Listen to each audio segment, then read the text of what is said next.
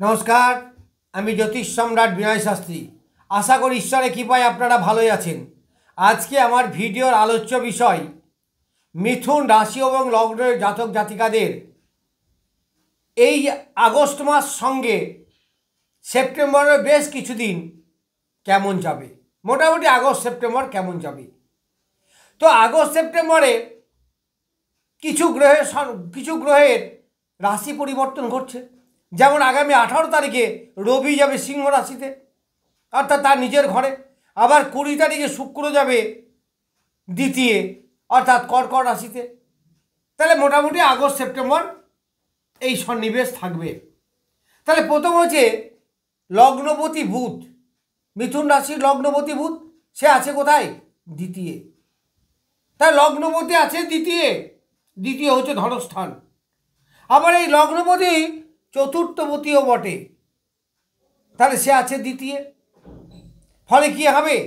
পরিবারের মধ্যে একটা সুন্দর সম্পর্ক, আত্মীয় বর্গের মধ্যে সুন্দর সম্পর্ক, সুন্দর বাক্য, কনভিন্স করার ক্ষমতা, বুঝিয়ে যারা বাক্য পিছিয়ে ব্যবসা করেন, যেমন রিপ্রেজেন্টেটিভ, যে কোনো এজেন্সি কাজ, যারা সেলসম্যান, যারা জ্যোতিষী করেন, যারা লয়ার, এদের ব্যবসাপাতি বেশ ভালো চলবে এবং বেশ অর্থ উপার্জন এদের হবে।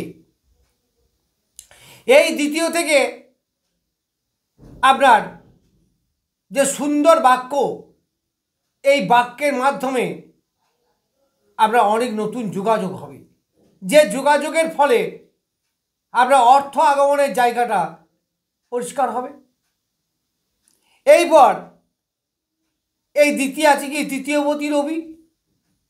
তাহলে লগ্নপতি তৃতীয়পতি যোগ, সব কিছু করার একটা মানসিকতা, মনের একটা জোর বৃদ্ধি হওয়া, সাহসের সঙ্গে এগিয়ে যাওয়া, এইগুলো আপনি পাবেন। যারা হাতের কাজ করতে পারেন, হাতের কাজ করে উপার্জন করেন, হাতে অনেক কিছু তৈরি করেন, যারা লেখালেখির কাজ করেন, যারা গান বাজনা করেন, তাদের পক্ষে বেশ ভালো। তাদের আয় উপার্জন কিন্তু এইগুলোর মাধ্যমে বাড়তে পারে বা বাড়বে। এবার এই মিথুন লগ্নের ষষ্ঠপতি এবং একাদশপতি মঙ্গল বসে আছে কোথায়? চতুর্থে। তাহলে এই মঙ্গল চতুর্থে থাকলে মাঙ্গলিক বলা হয়। তার মানে হট টকে যাবেন না, মেজাজ কন্ট্রোল করার চেষ্টা করবেন। মায়ের শরীরে একটু ডিস্টার্ব করতে পারে, কারণ এই চতুর্থ স্থানে শনিদেব দৃষ্টি দিচ্ছে। শনি এবং মঙ্গলের মধ্যে কী হচ্ছে? দৃষ্টি বিনিময় হচ্ছে। আবার অষ্টমপতি নবমপতি শনি বসে আছে কোথায়? দশমে বসেছে বক্রি অবস্থায়। ফলে এই যে শনি মঙ্গলের দৃষ্টি বিনিময়, এটা কর্মস্থলে অনেক সময় একটু মতান্তর আনতে পারে। সেরকম মেজর ক্ষতি হওয়ার কিছু নয়, কারণ নবমপতি দশমে রাজযোগ। এই শনি দশম স্থানে বসে থেকে কী করছে? রাজযোগ তৈরি করেছে। আবার নবমে বসে আছে রাহু। নবমে রাহু বসে থাকায় পিতার সঙ্গে মতপার্থক্য হতে পারে, পিতার মেজাজ অনেক বেড়ে যেতে পারে, পিতার উগ্রতা বাড়তে পারে। পিতার শরীর স্বাস্থ্যের দিকে একটু নজর রাখবেন।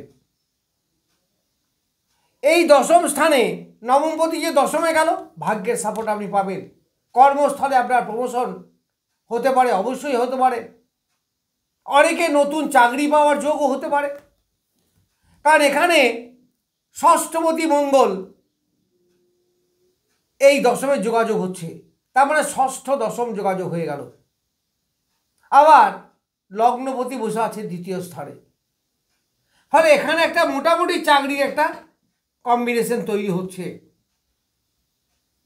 যারা ব্যবসা করেন তাদের পক্ষেও ভালো, কারণ সপ্তম স্থানে দেবগুরু বৃহস্পতি এবং দৈত্যগুরু শুক্র দুটো দৃষ্টি পড়ছে। তাহলে এই যে দুটো নৈসর্গিক শুভগ্রহের দৃষ্টি সপ্তমে পড়ছে, ফলে দাম্পত্য জীবন সুখময় হবে, ব্যবসার মাধ্যমে অর্থ উপার্জন হবে, ব্যবসায় আপনার উন্নতি হবে, ব্যবসায় মনোনিবেশ করতে পারবেন, এইগুলো হবে। আবার দ্বাদশপতি সে বসেছে লগ্নে। তা দ্বাদশপতি যদি লগ্নে বসে, তাহলে দ্বাদশের ভালো। যে ইনভেস্ট করবেন, ইনভেস্টের মাধ্যমে আপনার উপার্জন বৃদ্ধি হবে, শরীর স্বাস্থ্য মোরাললেস বেটার হবে, রোগ মুক্তি হবে।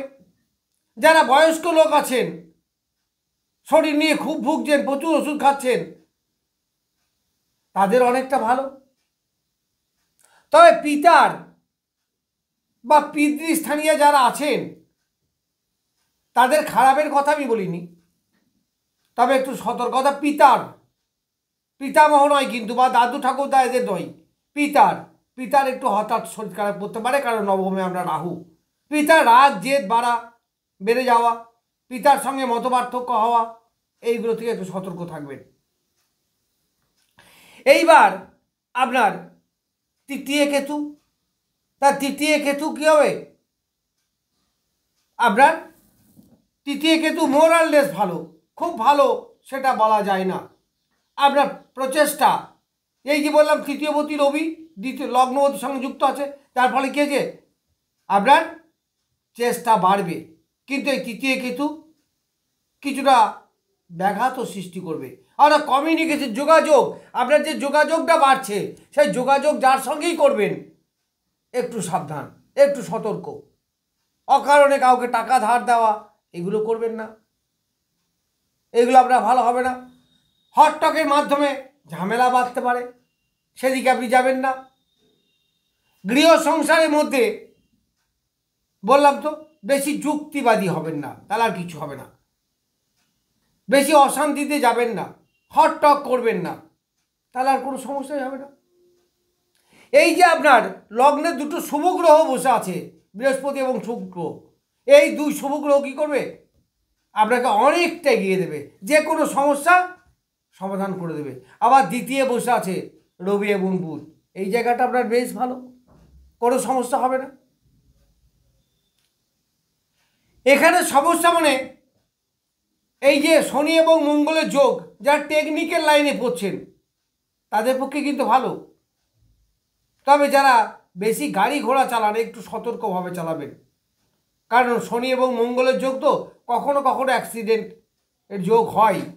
কারণ হচ্ছে এই মঙ্গল কিন্তু অষ্টমপতি, শনি কিন্তু অষ্টমপতি, তাহলে অষ্টমপতি আবার ষষ্ঠপতি যোগ, এটা আবার বিপরীত একটা রাজযোগ, এটা বিপরীত রাজযোগ। তাহলে বিপরীত রাজযোগ হলে কি হবে? আপনার অ্যাক্সিডেন্ট হবে, আবার সেই অ্যাক্সিডেন্টটা অল্পের উপর দিয়ে এড়িয়ে যাবে। তারপরে ব্যাপারটা বুঝলেন, বিরাট অ্যাক্সিডেন্ট হতে হলো না, সামান্য খানিক হলো, কিন্তু অ্যাক্সিডেন্ট হওয়ার মতো একটা পজিশন তৈরি হবে।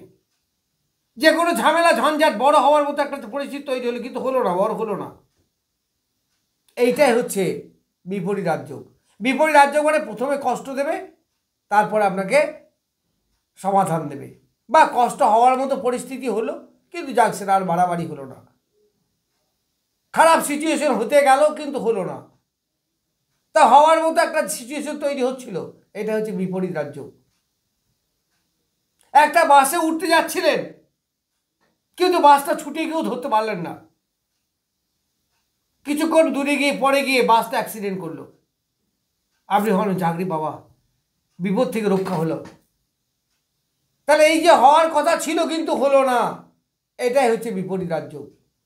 বা হয়তো ওই বাসে আপনি উঠেছেন, কিন্তু এমন একটা জায়গায় দাঁড়িয়েছিলেন বা উঠেছিলেন যে আপনার কিছু লাগেনি, তাহলে বিপদটা হয়েও হলো না, এই হচ্ছে বিপরীত রাজযোগ। তা সেটা এখানে দেখা যাচ্ছে।